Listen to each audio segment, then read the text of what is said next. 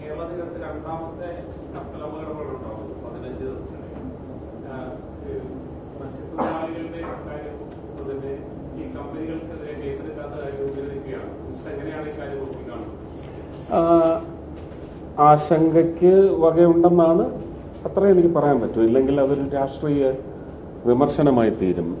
അത് ഇന്നലെ മാത്രമാണ് അങ്ങനെ കേസ് വേണ്ട, അതിന് പാരിതോഷികമോ എന്താണ് അതിന് പരിഹാരം ആയി പെനൽറ്റിയോ മതിയെന്ന് അങ്ങനെ എന്തോ ആണ് വന്നിരിക്കുന്നത് അല്ലേ? അങ്ങനെയല്ലേ? കോമ്പൻസേഷൻ കൊടുക്കാം. കോമ്പൻസേഷൻ.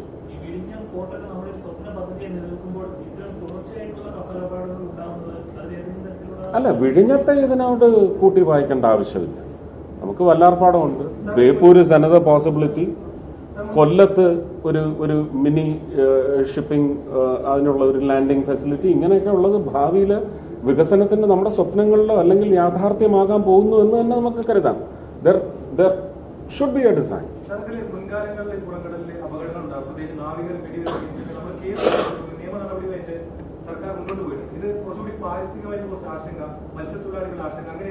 മത്സ്യത്തൊഴിലാളികളുടെ ജീവിതത്തിലേക്ക് ഇത് വലിയൊരു ബാധിപ്പ് അടിച്ചേൽപ്പിക്കുന്നു. അത് വീണ്ടും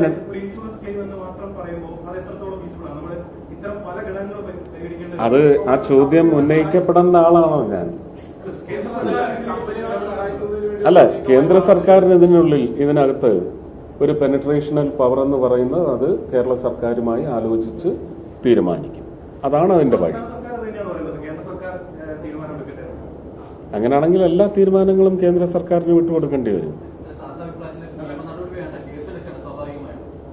കേസെടുക്കുകയാണോ ഇത് ആവർത്തിക്കാതിരിക്കാൻ? അങ്ങനെ ഞാനതാ ഞാൻ പറഞ്ഞ ഒരു ദുരൂഹതയല്ല ഞാൻ പറഞ്ഞു പരത്താൻ ശ്രമിക്കുന്നത്. ആശങ്കപ്പെടേണ്ട ഒരു അവസ്ഥയുണ്ട്. കാരണം ദിവസങ്ങൾക്കുള്ളിൽ രണ്ടാമത്തേത്, അതും സിംഗപ്പൂരിന്റെ ഫ്ലാഗ് ബെയറാണ് അല്ലേ? ആദ്യത്തെ എനിക്ക് തോന്നുന്നു ലൈബീരിയൻ അല്ലേ? ലൈബീരിയൻ വെസലല്ലേ ആദ്യത്തെ?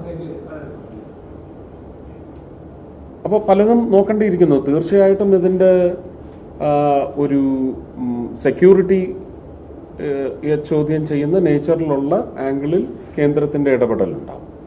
മറ്റ് വിഷയങ്ങളിൽ കേന്ദ്രവുമായിട്ട് സംസ്ഥാനം ബന്ധപ്പെട്ട് അതിനുള്ള പുതിയ വഴികൾ ആരായാണ്.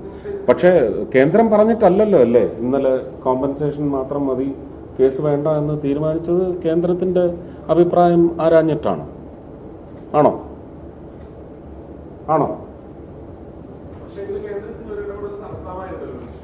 നടത്താമല്ലോ. കേരളം ആവശ്യപ്പെടട്ടെ. നമുക്ക് സെക്യൂരിറ്റി ആസ്പെക്ട് അതിന് കേരളം പറഞ്ഞില്ലെങ്കിലും തമിഴ്നാട് പറഞ്ഞില്ലെങ്കിലും അതുണ്ടാവും. There is an eye. There is a very cautious eye on all these episodes.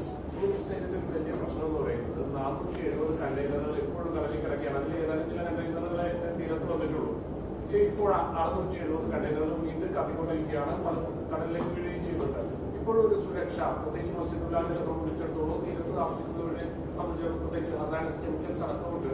അതുകൊണ്ട് തന്നെ ഇതിലൊരു തീരുമാനം പറയാതെ ഈ കമ്പനികളെ സംരക്ഷിക്കുന്ന രീതിയിലേക്ക് സർക്കാരുകൾ നീങ്ങാൻ സ്വാഭാവികമായത് ജനത്തിന് വലിയ ആശങ്കയായിരിക്കും. ജനത്തിനെ മാത്രം ബാധിക്കുന്ന വിഷയമാണ്. ജനത്തിന്റെ ജീവിതത്തെ ബാധിക്കുന്ന വിഷയം തന്നെയാണ്. അതിനോടൊന്നും എനിക്കൊരു എതിരഭിപ്രായവുമില്ല.